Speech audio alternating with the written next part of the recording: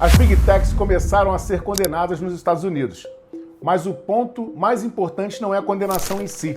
O ponto é entender se o direito finalmente começou a perceber que o problema das redes sociais não está no conteúdo que circula nelas, mas também no modo como essas plataformas foram desenhadas para funcionar. Eu sou o Marcos Sena, sou advogado e vou falar sobre o que está por trás desse assunto. O que aconteceu agora nos Estados Unidos é relevante porque desloca o centro da discussão jurídica sobre plataformas digitais. Durante muito tempo, a grande pergunta foi relativamente conhecida: quando uma rede social pode ser responsabilizada pelo conteúdo publicado por terceiros? E no Brasil, essa discussão foi historicamente construída em torno disso: remoção de conteúdo, necessidade de ordem judicial, liberdade de expressão e limites da moderação. Só que os casos recentes nos Estados Unidos reacendem uma questão muito mais profunda. A discussão já não está apenas no conteúdo ofensivo, ilícito ou danoso que circula dentro dessas plataformas.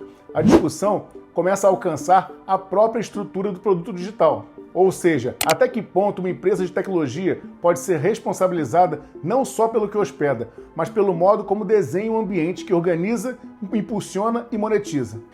E aqui está a virada mais importante.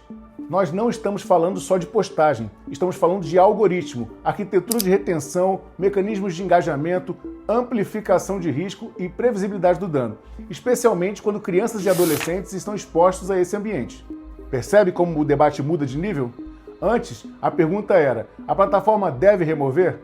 Agora, a pergunta começa a ser outra: qual é o dever jurídico de cuidado de quem constrói, estrutura e lucra com esse ambiente digital? E isso interessa diretamente ao Brasil. Porque aqui, a discussão legislativa e jurisprudencial sempre esteve muito concentrada na responsabilização pelo conteúdo de terceiros.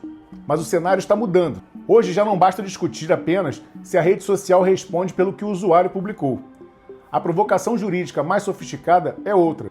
A plataforma pode continuar se apresentando como mera intermediária quando o próprio modelo de negócio depende de capturar a atenção, impulsionar a circulação e prolongar a exposição a riscos previsíveis? Essa é a pergunta que começa a tensionar o debate jurídico contemporâneo.